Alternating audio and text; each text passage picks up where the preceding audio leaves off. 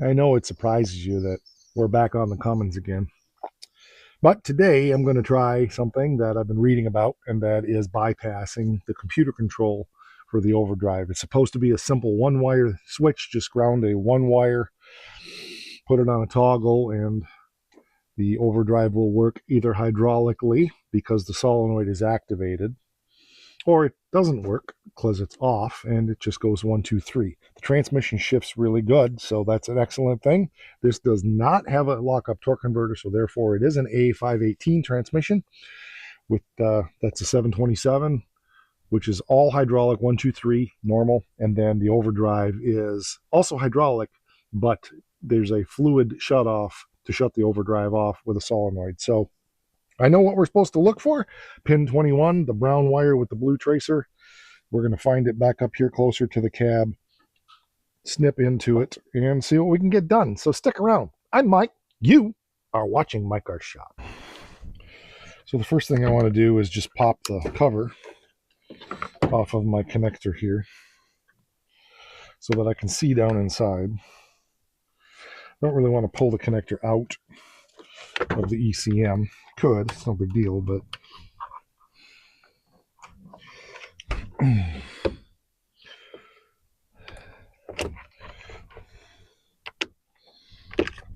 should just come right out of there. You should take your time.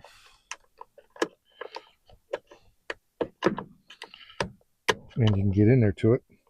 Just got that one little clip right there that's being a pain in the butt. Well, golly gee, Wally. It's because my screwdriver doesn't quite reach down in there far enough.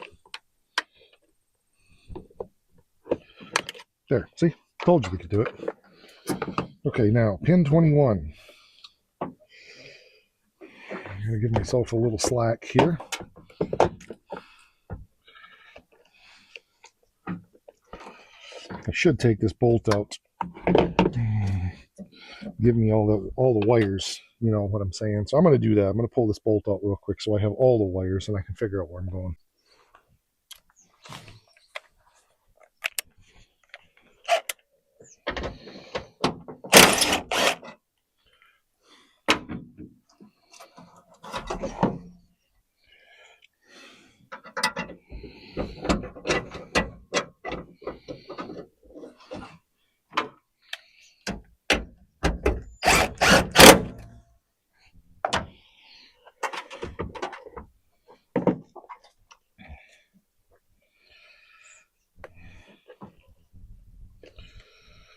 Okay, I got to figure out.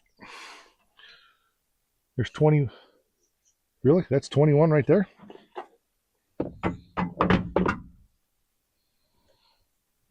That's a black wire with a red tracer. I don't think so, Tim. Guess I better look at that again and make sure I got the right number. They're all labeled back here. Starting at the bottom, 1 through 20, 21 through 40, 41 through 50 or 60. It's a 60 pin connector. I knew that. So I got to double check my numbers. Here's the problem with the internet today. There's way too much information out there, and most of it's wrong. I searched with 3 different AIs and Google, and I could never get a straight answer on which pin it was. It was supposed to be so straightforward, but I know better than to just take one answer and look. So I started diving into it. Could not find this. If I could just find the 60 pin schematic, would have been easy peasy, cheesy squeezy to get this done. Couldn't find it anywhere. Frustrating, because back in the day, I'd just walk over to the shelf in the dealership and open it up, and there it would be. But anyway, I finally did what I didn't want to do, and I crawled under the truck, and I found where the solenoid is. I tapped into the wire. It's an orange wire with a blue tracer, I think it is. Either blue or green. It's hard to tell because it's so dirty down there. I put my own wire in place down there. I've got to do a little bit of better routing, but for now, it's okay. I just twisted it together for now. I started the truck because the power for that solenoid comes off the auto shutdown. So there's a solenoid up here, and just turning the key on doesn't power that. So I turned it to start it. I checked my voltage between the orange wire that I tied in and the ground, and boom, 12 volts, which means that we have a circuit now to that solenoid. So I'm going to temporarily throw a switch on that to test it and see what be this and what be that and why you got to look like that. And then we'll take it for a drive and see if the overdrive works. I noticed when I was digging in here, I've got some fusible links. They're not burned off, but they definitely got warm. So I'm going to need to do a little bit of safety work in here and get these cleaned up. I don't think I need to replace them. Pretty sure I don't need to replace them, but I do need to get them cleaned up and re-insulated so I don't have bare hot wires in here. The way a fusible link works is if you get a short, it's basically a wire that's designed to melt off. So it's a lower melting point than the standard wire, and it goes and then melts off. Both of these got hot, but they did not burn off. So all I got to do is re-insulate, and we should be golden pond. Anyway, I'm going to find some way to ground that in there, and then we'll go for a drive. Okay, so here's what we got. My orange wire runs in, grounded here. I had a switch that I was going to use. Where I put it right there. It's junk. I don't know what happened to it. It doesn't work. So all I was doing to test it was going down the road and using wherever the heck it went. Hold on. Yeah, this wire here, and plugging it into that as I was driving. And obviously that's hard to show you one hand, but I just plugged that in, boom, and it went right into overdrive. I tried it leaving it just plugged in, and the problem with it is it goes direct 1, 2, 3 overdrive. I mean, like boom, boom, boom. If I floor it, it comes out of overdrive okay, but because it doesn't have a throttle position sensor and so forth telling it what it should be doing because it's the wrong computer, it's not ideal. So there's a relay. There's a way you can do it with a relay that has a pressure switch on it. I got to look into that. Actually, I think there's one on here now that I think about it. There's a pressure switch in the line, but I'm not sure that's the one that it's for. I was down there and I saw that. I got to research that. I'm guessing that this was done before on this truck. I can't guarantee that, but the line was stripped back a ways, so I traced it back up the harness more where I could more easily get at it because I'm going to want to solder that up and heat shrink it. But at least the overdrive works, so that's going to make the difference of 2 or 3 miles per gallon, I'm guessing. So that's good news, good news. For my own driving purposes, I don't mind when I'm going down the highway, just going click and using it only on the highway. And I think I will put a light that comes on, a green light maybe, that says, and I'll just put a label on it that says OD on. Something that not obnoxious, but something that gets your attention so you know to just go over and go click as you're coming to an intersection.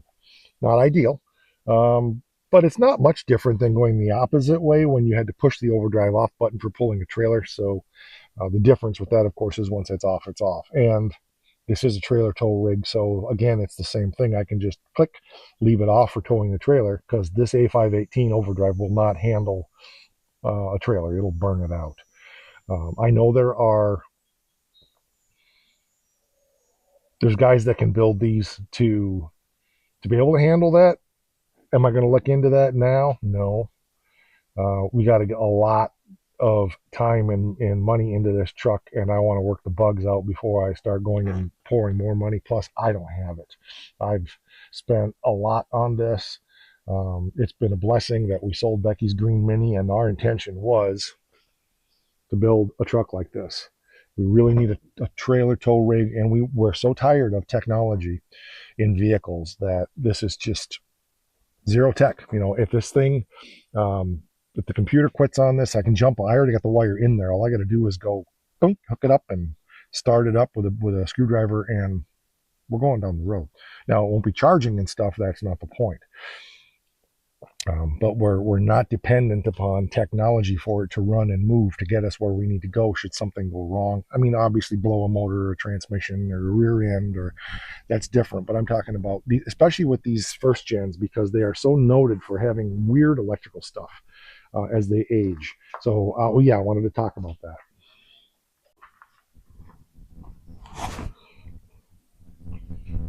Scuffed my fender, got grease all over it. Wanda, the 88 W150 back there. I can't drive that in really hot weather because it will just quit. It doesn't quit going down the road, but if you, well, actually, it has once on a day last year, it was in the high 90s.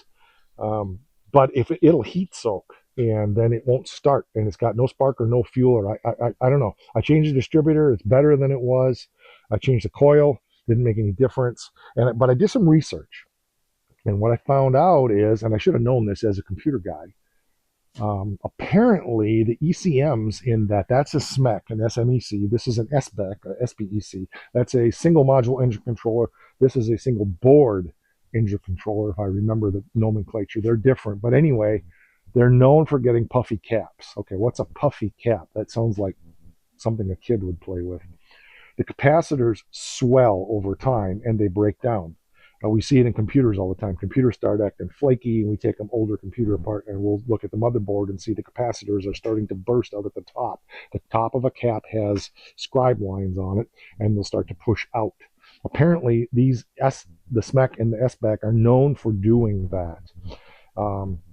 It's not supposed to be a big deal if a guy knows how to change that stuff, to change those out, but it's a thing. So it's a thing I've learned about a thing, and it's a thing that now I know.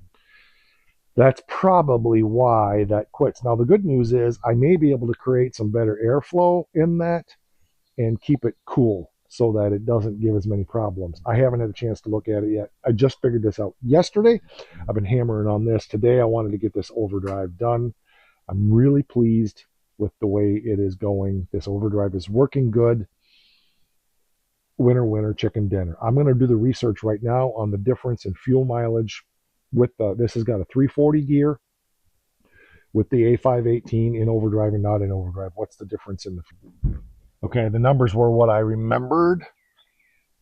There was no official EPA rating, but window sticker suggested was 14 to 16 with the 3-speed over automatic, and the 4-speed was 18 to 21. I remember guys saying they were getting upwards of 20 with these. Now, that was a long time ago. This is in 1992, so that would have been 34 years ago. Yeah. This has 270,000 miles on it. Do I expect to get that much? No. Do I want to? Yes. But I know guys with the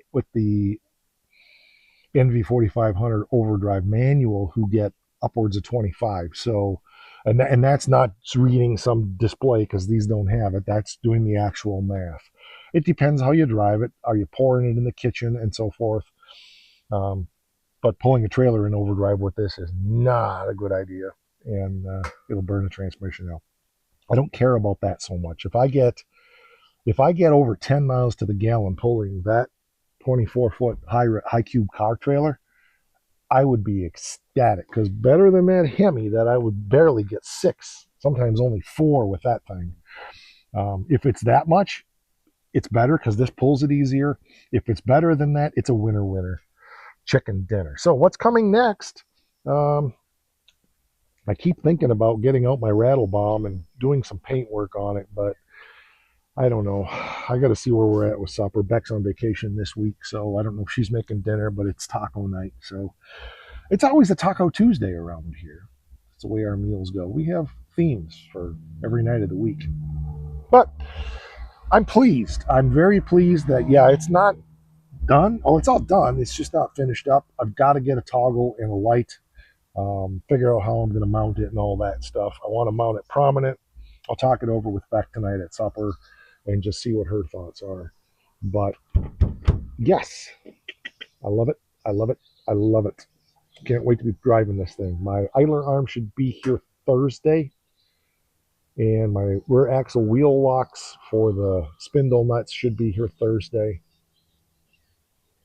I feel like that's the last bit that I'm waiting on, other than I want to shore up the rocker panels on both sides so that if up at Mike's, if somebody steps on them, they don't break the rockers out because they're just pieces of tin right now. I'll fix the floors later. I got to fix the cab mounts and all that stuff, but that's all cosmetic crap. I don't care about that. There's nothing safety there. Oh, we got to put the brake drums on. So yeah, we're getting there. I appreciate you being here. Thanks for that. I'm having a lot of fun with this. This is a dream come true for me. I've never really wanted this one. What do they call this? The bull nose, which was 91, 92, 93. I've always liked the 88 through 90 grills much better, but Beck likes this one better, so that's good for her. This is only temporary anyway, because ultimately the club crew, this is the club, the crew cabana cab is going to be on here, and I've got a really cool custom box I'm going to make for it. I'm really excited about that. It's going to be one sweet truck.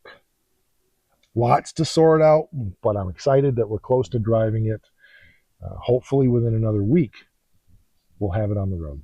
Thanks for being here. I appreciate it. We'll catch you on the next one. Don't forget to like, share, and subscribe. Also, the new merch link down there in the comments. Don't forget to check that out. And one more thing, if you're at My Car Shop, it's important, and I don't want you to forget.